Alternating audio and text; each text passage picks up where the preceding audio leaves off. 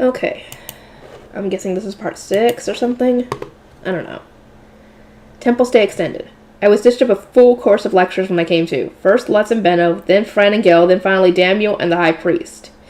I got the feeling that as time went on I kept meeting more people who would lecture me. I wish they wouldn't use visiting me while I'm sick as an excuse to lecture me in bed. Just let me sleep. The longest and most heated lecture this time came from Daniel. Apparently he had been terrified after I collapsed out of nowhere, fearing that the High Priest might determine that he too was a knight who couldn't follow his superior's orders. I thought for sure I would be executed this time. I was like a dead man walking when we brought you back here, he said, angrily with tears in his eyes. I'm sorry, I really am sorry. Also, just to warn you now, once the printing begins, I'll probably start passing out from excitement all the time. You're not sorry at all, Apprentice. I'm sorry that I haven't exercised enough to make the passing out stop. That's not what you should be sorry about. It's hard to keep up my excitement for the letter types with everyone lecturing me day in and day out. So my fever went down surprisingly fast, but the lectures continued even after I was feeling better.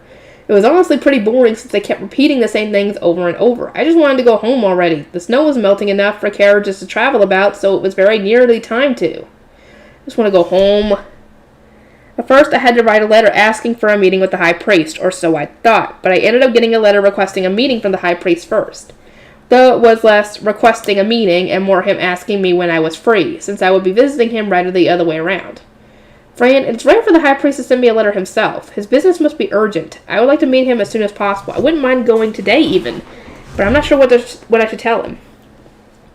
His attendants would likely struggle to prepare for your arrival if you went so suddenly. I believe tomorrow will be an ideal date, said Fran with a half smile, so I went ahead and wrote a letter saying I'll be free tomorrow.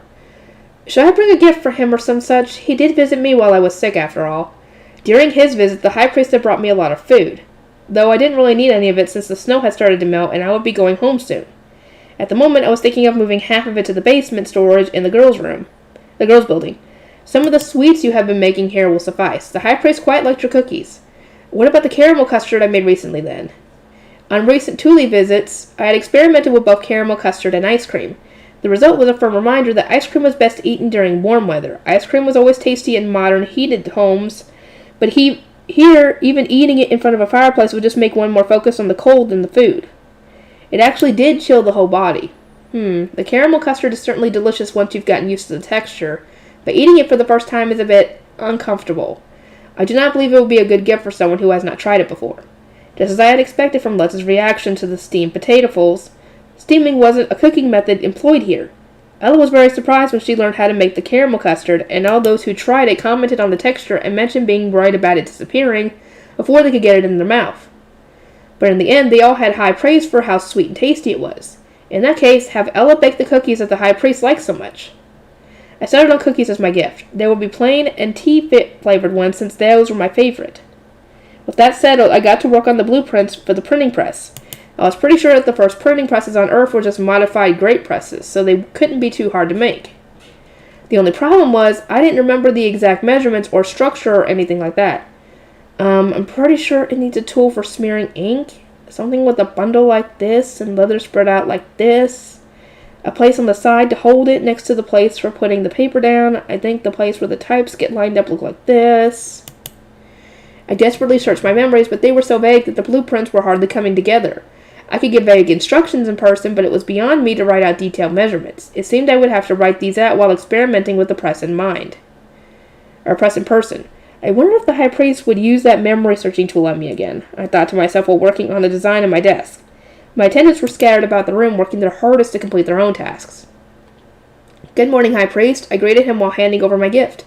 You shouldn't have, he replied with an utterly blank expression while taking them. I have absolutely no idea whether he was actually happy or not. Well, he keeps a mask on, so of course he doesn't. You can't tell. Arno.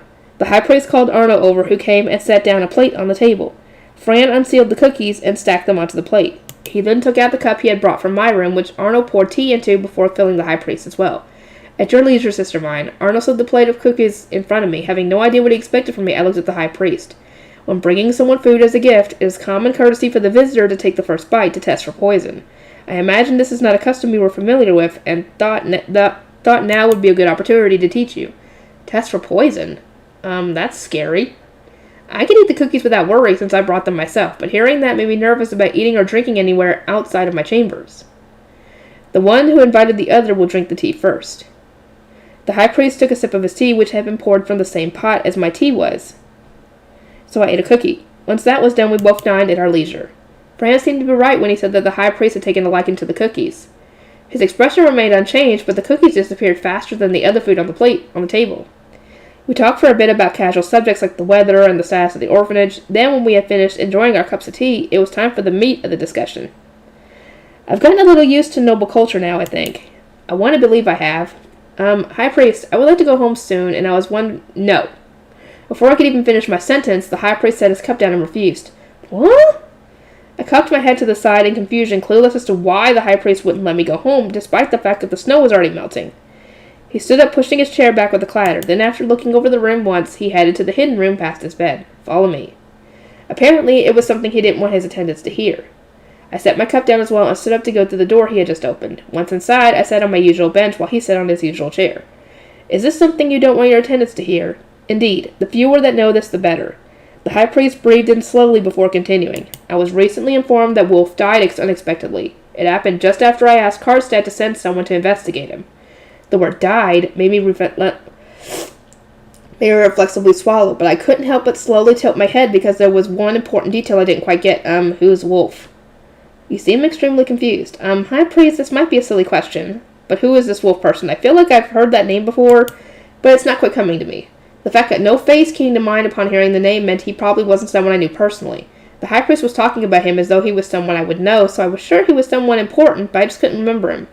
The high priest's eyes widened in utter disbelief. Then he let out a heavy sigh. Wolf is the head of the Ink Guild. Oh, that suspicious person?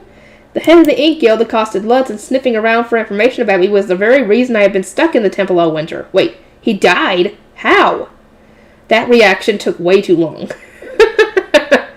It seemed that Karstad and the high priest had been investigating Wolf to see whether the rumors about him were true, and to find out which noble had ordered him to investigate me, but just as they were narrowing down the possible suspects, Wolf died out of nowhere.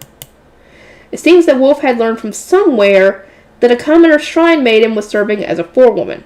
The fact that he placed so much emphasis on the somewhere reminded me that surprisingly few nobles knew the truth about me. There weren't many nobles who could have provided that information.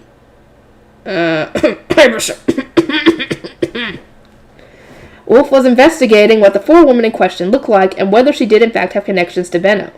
However, you retreated to the temple as soon as his investigation began, and on top of that, your ill health has led you to spend very little time outside with others. It seemed that his investigation went poorly. Ha.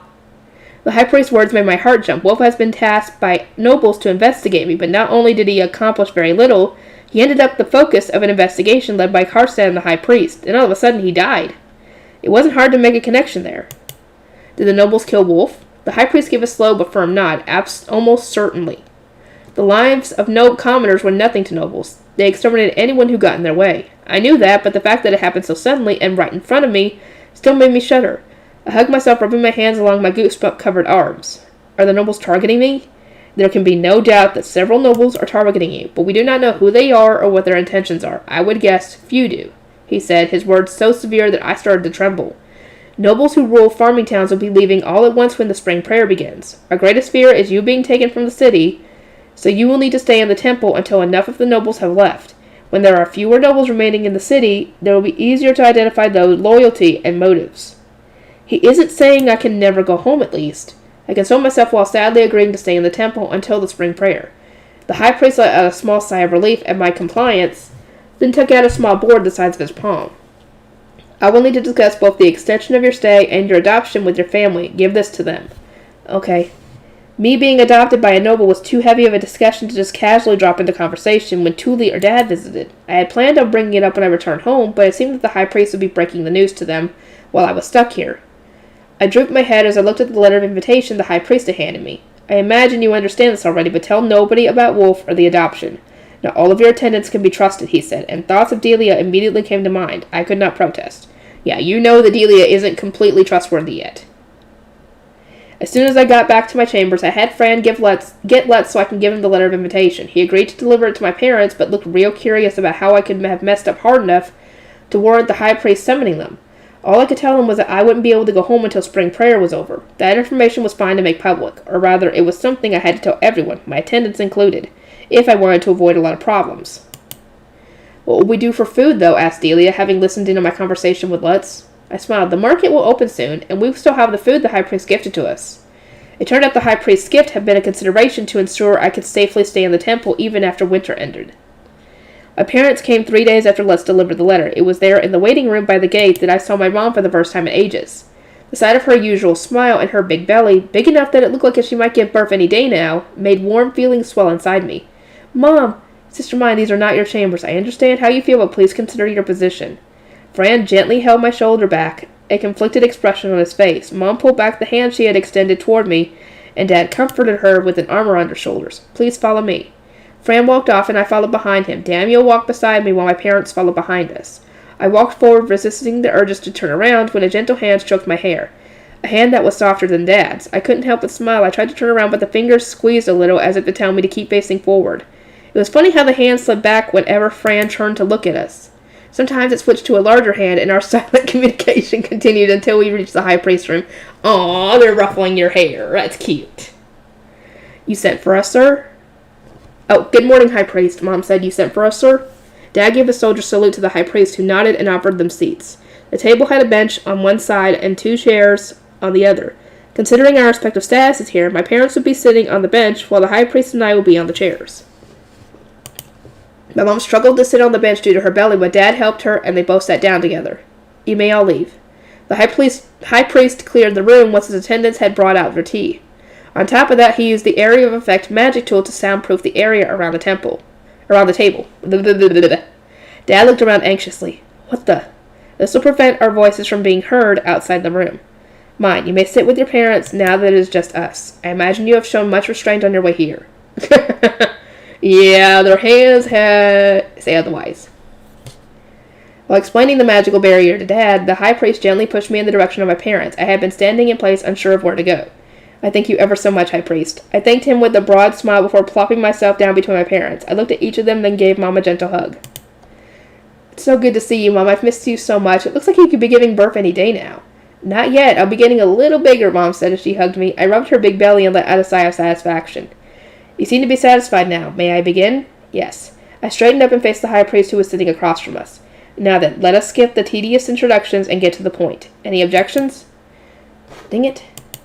It seemed that the High Priest understood from his time with me that he would get nothing from giving customary noble greetings to commoners, and so he skipped all the lengthy greetings he had given during the meeting with Cardstad.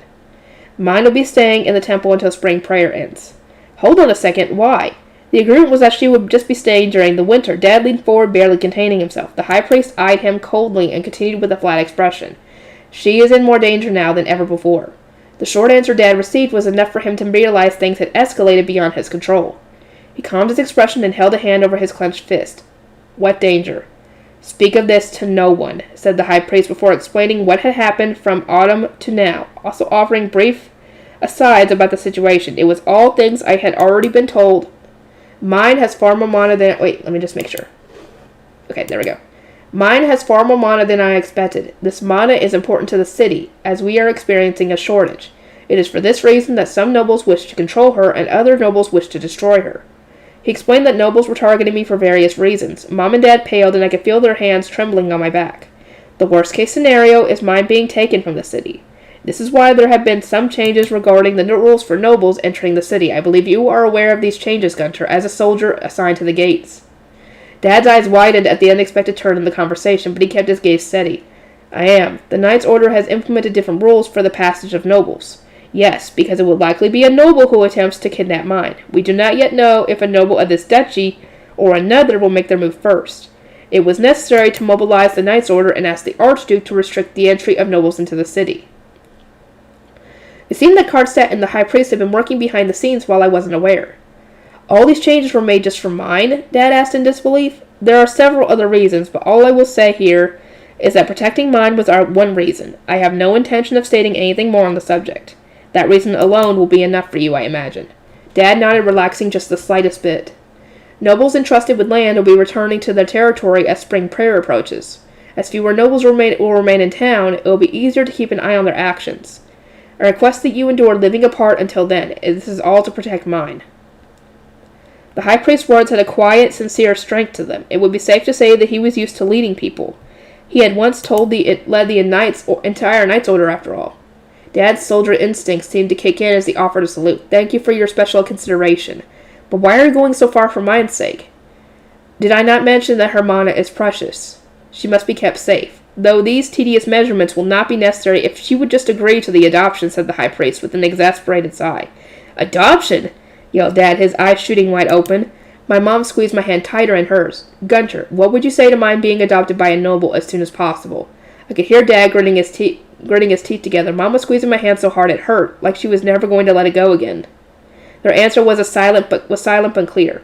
Like parents, like daughter, I suppose. The high priest tapped a finger on his temple and murmured, I thought she would give in if both her parents agreed to it, then looked at us.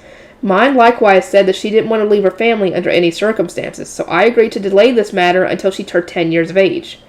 But she has more mana than any devouring commoner should.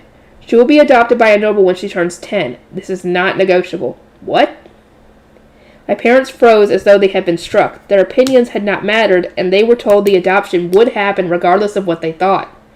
It looked like they didn't know how to react to the high priest who was clearly working to protect me, but simultaneously taking me away from them. One who does not know how to control their immense mana is nothing but a danger to themselves and everyone around them. If the Archduke determines that she is a threat to the peace of the city, she will be executed. Executed? It is necessary that the protector of a city eliminates those dangerous to it. As a soldier, I imagine you understand this well. Dad, unable to imagine that his daughter was that dangerous, looked at me with a bewildered expression, while Mom furrowed her brows in dismay. The high priest, looking at them both with an expression that kept his emotions completely hidden, continued his dry explanation of the circumstances. She must learn to control her mana to avoid being executed, hence the adoption. She may stay with you until she turns 10 years of age and leaves for the Royal Academy. However, when that time comes, there will be no allowances made. She will be adopted or she will be executed. The choice is yours. 10 years old. Dad murmured the time limit in disbelief. It gave us only 10 years together at most. The high priest let out a slow sigh. She will be adopted by a noble of good character, one who has my full trust and backing. He will not treat her poorly, that I can promise. The moment he said that, my mom's head shot up. She looked at the high priest straight in the eye and nodded. I understood. I will entrust mine to you. Good God, with how big she is, you'd think she's carrying twins. Effa? Dad yelled in surprise, but Mom ignored him. She kept her eyes locked on the high priest. When I learned that mine would be staying in the temple over the winter, I thought that her poor health would be unable to bear it. But Tuli has told me that mine has been doing well here, thanks to everyone supporting her.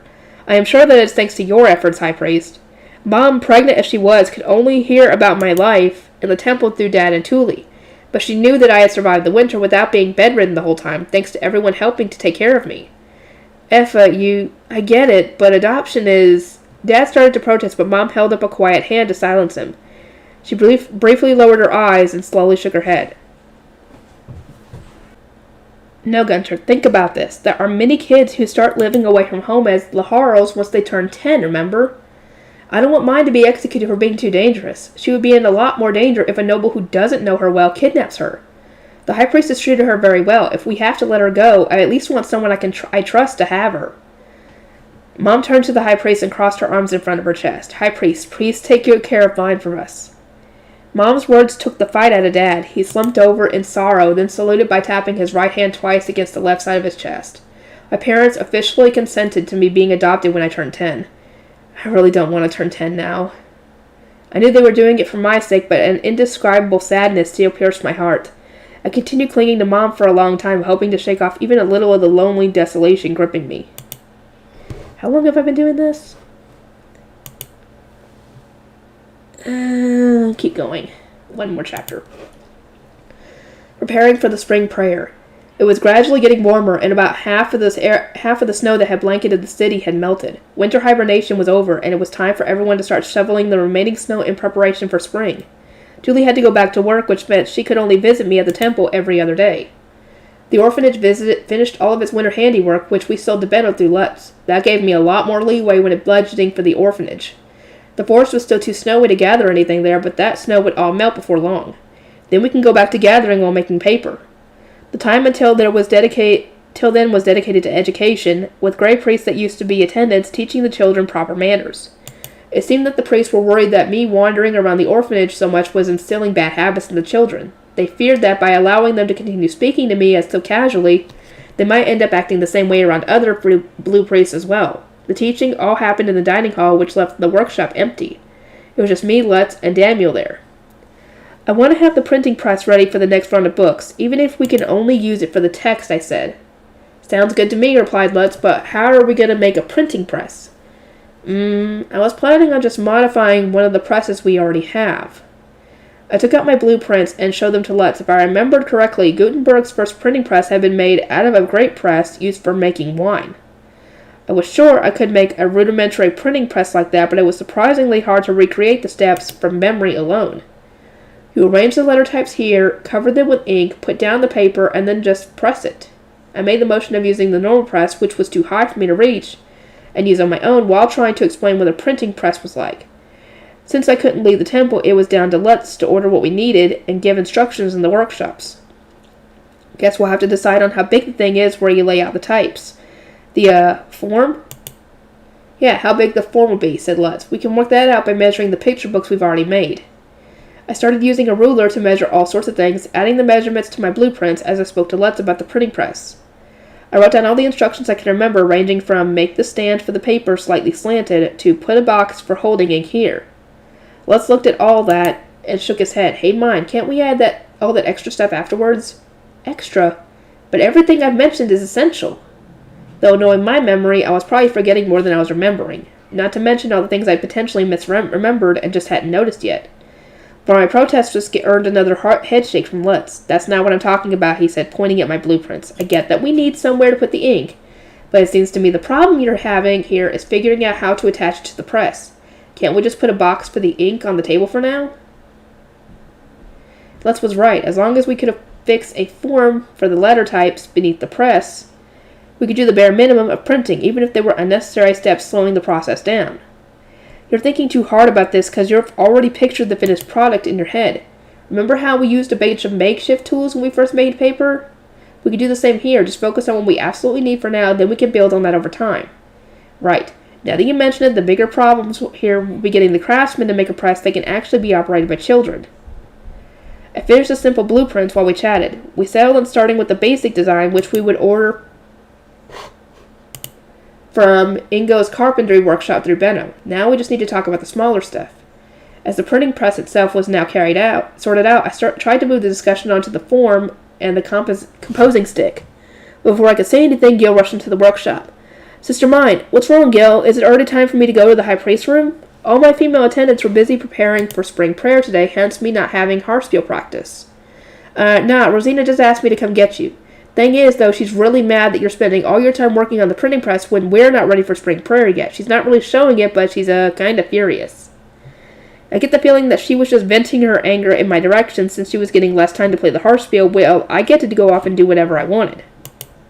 I see. In that case, could you let her yell at you in my place? Sure. Wait, hold on a second. No, wait, I don't want to. Gil, having only just realized what I said, shook his head hard.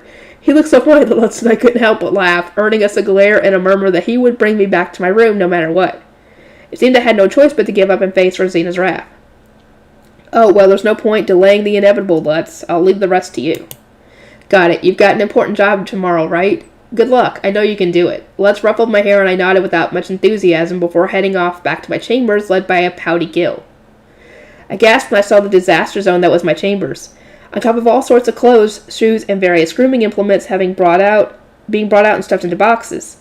There were towels, linen products, dishes, writing utensils, paper, and diptychs being thrown into the mix by my attendants. It was like I was moving out entirely. There were several wooden boxes within the hall already stuffed with food, and there were several still empty ones that would be packed with cooking utensils from the kitchen once my meal for the day had been prepared. I climbed to the second floor and saw that my own room was even more of a mess. There were 3 boxes lined up, one for linen, one for clothes, and one for shoes, and the top of my table had been dominated by various daily necessities. Among all the chaos was Delia, Rosina, and Wilma. Sister Mine, you mustn't go to the workshop while we are still preparing for spring prayer. That was what Rosina said, but I knew I'd just get scolded if I tried helping them. I had been told quite firmly that preparing was work for attendants, and thus something I mustn't involve myself in. It seemed that my job was to spend all day watching everyone else work. Jeez, you're hardly more motivated at all. This is an important job for you, sister mine. I mean, I trust that you're all skilled enough to handle this without me watching over your every move. That's not the problem here. Those accompanying me for the spring prayer will be Fran, since he had accompanied the high priest on one before, Rosina, since there needed to be a girl to take care of me, and Hugo and Ella, who would cook for me. Delia, Wilma, and Gil were staying behind to manage my chambers, the orphanage, and the mine workshop respectfully, while Todd, the other chef, would make food in my absence, alongside Nicola and Monica, both of whom had helped Ella over the winter.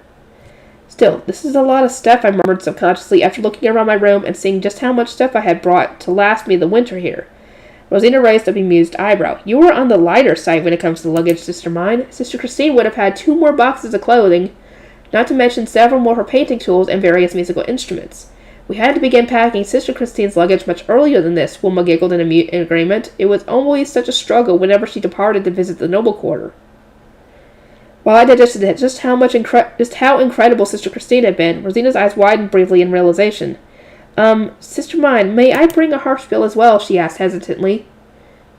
I shook my head, glancing at the harpspiels leaning against the wall in the corner of my room. I think it would be safe to leave them here, especially since they don't belong to me. I was borrowing them from the high priest, so it wouldn't be wise to take them elsewhere without permission. It wouldn't be easy to pay for them if they were broken, lost, or stolen. But Rosina would not give up so easily. Her eyes locked on the harpspiel. She continued, Would you kindly ask the high priest on my behalf? I can do that much, certainly. I thank you ever so much. In the end, I really was of no help sitting around in my chamber, so eventually I claimed it was time for me to help the high priest and left with Fran and Daniel in tow. Preparing for spring prayer is quite the task. A call for aid from the Knight's Order requires urgency, but as an attendant, it's an easy job since there are not as many preparations to be made. Fran explained that the preparation required for spring prayer was so much worse since we will be traveling to farming towns on carriages rather than high beasts like we had before. Personally, I was more depressed about the journey itself than the preparation for it. All my enthusiasm died the second I found we would be riding in a carriage. I had the feeling that by the time we reached the first farming town, I would be too exhausted to do literally anything. Is that perhaps a way for me to not go to the spring prayer at all? I sighed. What are you talking about, Apprentice? The spring prayer is an important ritual, Daniel said, glaring at me with disapproval. In reality, I already knew how important it was. I do wish he'd let me complain a little, though, just to blow off some steam. I understand its importance, Sir Daniel. It's just that I can hardly imagine how many days I will spend bedridden after having to endure the journey by carriage. Considering how daily life is already a struggle for you, I can imagine the journey will be especially hard. But I don't think Lord Ferdinand will let you skip the ritual because of that. I already knew very well that he wouldn't let me wriggle out of it. But still, as my final desperate struggle, I waited until helping time was over, and then launched my complaint at the High Priest. High Priest, must I really go all the way to the farming towns? I am certain I will fall desperately ill from riding in the carriages. Indeed, I will need to bring quite a lot of potions for you, the High Priest replied casually. My face scrunched up as I thought of the potion he had forced me to drink when I collapsed, and he needed me back on my feet. Are you perhaps referring to the potion that's incredibly effective, but tastes so bad one would rather die than drink it? Yes. Nah, I want to go even less. I could already picture it. I would collapse on our way to the farming town, have one of the High Priest's nasty potions poured down my throat, be forced to perform the ritual during the burst of energy, then collapse again as we headed toward the next farming town. This endless loop of pain and misery would continue until we visited every single farming town. The thought alone was enough to make me feel sick. High Priest, you have to do something about how bad the potion tastes. Either that or prepare a sleeping potion so that I can sleep on the way there. Or maybe let me travel on one of those moving magic statues that the knights have. Can you at least do something, please? I tearfully listed every option that came to mind as I pleaded to the High Priest. He nodded, looking a bit put off. He seemed fairly distressed. I will consider these options. I would be very grateful. Also, one of my attendants would like to bring a harpspiel with her, but I imagine that won't be acceptable. I was so scared of traveling with such an expensive instrument that I would have preferred for him to refuse. But the High Priest granted his permission without a second thought. Rather, I encourage it. Rosita can play for us during the journey. Her music will certainly be a source of great comfort during the long nights. Wait, really? I blinked in surprise. I heard that it was really dangerous outside of town with bandits and beasts all over the place. Is it safe to be bringing such an expensive instrument out there? The High Priest looked at me in confusion. There are no bandits foolish enough to attack the carriages of priests and nobles heading to spring prayer. Really? None? I would have thought that the bandits would be more likely to attack wealthy nobles for all their riches, but it seems I was missing something. Most bandits are local farmers. What? Aren't bandits like bands of thieves that survive by stealing from other people? Fool, if such a group appeared, merchants would begin avoiding roads in that area. Those who brave the danger would have guards, making them a risky target, and after enough incidents, the bandits would be targeted by the Knight's Order. It would be ridiculous to think that an entire organization could survive solely by stealing from others. I had thought that merchants would be traveling back and forth a lot, but it seemed that wasn't very accurate. Naturally, I knew so little about the world that the High Priest got exasperated with me. It is common for farmers to temporarily turn criminal to threaten passing merchants for money and goods. But if they attack nobles, then no more chalices will be brought to their land. For that reason, there are no farmers foolish enough to lay a hand on nobles or priests heading to the spring prayer, not to mention that even if they did attack nobles, they would be easily defeated. Bandits avoided targeting nobles, not only because their actions directly supported farmers, but also because they all had dangerous amounts of mana. So, we should be completely safe on the road? Yes, we should be. I was curious as to why the High Priest hesitated in his response, but either way, it seemed our journey would be a lot safer than I thought. That's a relief, and maybe the only relevant thing about this journey. The morning before we departed for the spring prayer was the busiest yet. I was cleaned and dressed in my ceremonial robes, and given my ceremonial hair stick to wear. Since we were heading to farming towns, I wore the pigskin boots that had just recently been finished for me. Fran was talking about how muddy it was in farming towns, but I found it hard to believe anything could be worse than the alleys in the lower city. Although, maybe it was wrong of me to think that. Everything I used to prepare in the morning was stored away in boxes which were then tightly bound by cords. That was the last of my luggage. Now that everything was prepared, Fran and Miguel began carrying the boxes to the carriage one by one, while Rosina brought the box containing the harpspiel to the carriage herself, cradling it all the while. With not much else to do in my now empty room, I decided to say goodbye to each of my attendants who were staying behind.